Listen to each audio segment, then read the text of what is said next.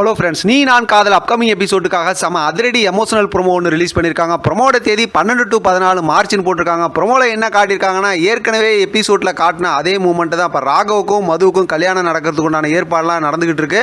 அதை பார்க்குற அபி ரொம்பவுமே வருத்தத்தோட சோகத்தோடு இருக்காங்க. ஆனால் மது போயிட்டு பார்த்தா அவங்க விமலோட பேசிட்டாங்க, கல்யாணத்தை நிறுத்துறேன்னு சொன்னாங்க. இதெல்லாம் மென்டல் குரூப் கேட்டாங்க. அந்த நேரத்தில் பார்த்தோம்னா முரளி வந்து அங்கே போய் லாவணியா உட்கார சொல்லிட்டாங்க. லாவணியா தலையில் அந்த துணியை போட்டு மூடி சுந்தரி போய் உட்காரவும் வச்சுட்டாங்க. இப்போ கல்யாணம் நடக்க போகிற அந்த மூமெண்ட்டில் அபியால் அதை பார்க்க முடியாமல் அங்கேருந்து அப்படியே நடந்து அந்த பக்கத்து போகிறாங்க. இப்போ அங்கே பார்த்தோம் அப்படின்னாக்கா ஒரு வீட்டுக்குள்ளே இருந்து கத்தி கூப்பிட்ற சத்தம் கேட்குது. திரும்பி பார்த்தா அங்கே மது இருக்கிறாங்க. இப்போ உடனே போய் அந்த கதவை திறந்தா மதுவும் விமலும் உள்ளே இருக்காங்க. நீங்கள் எப்படி இங்கே அப்படின்னா, நாங்கள் மயங்கிட்டோம், எங்களை யாரோ மயக்கம் பண்ண வச்சுட்டாங்க அப்படிங்கிற மாதிரி அவங்க சொல்கிறாங்க. இப்போ அபி யோசிக்கிறாங்க, நீங்கள் இங்கே இருக்கிறீங்க அப்படின்னா அங்கே ராகவ் பக்கத்தில் உட்காந்துருக்கிறது யார் அப்படின்னு யோசிச்சு 3 பேருமா அப்படியே பதறி அடித்து ஓடியாடுறாங்க. இங்கே பார்த்தா ராகவ் கையில் தாலி எடுக்கிறதோட அந்த ப்ரொமோ முடிச்சிருக்காங்க. நம்ம ஏற்கனவே பார்த்ததை ஒரு ப்ரொமோவை கொடுத்து நம்மளை கொஞ்சோண்டு சந்தோஷப்படுத்தியிருக்காங்கன்னு வச்சிங்களேன். நாளைக்கான எபிசோடில் செம்ம அதிரடி திருப்பங்கள் இருக்குது அப்படிங்கிற விஷயத்த ப்ரொமோலையும் சொல்லியிருக்காங்க.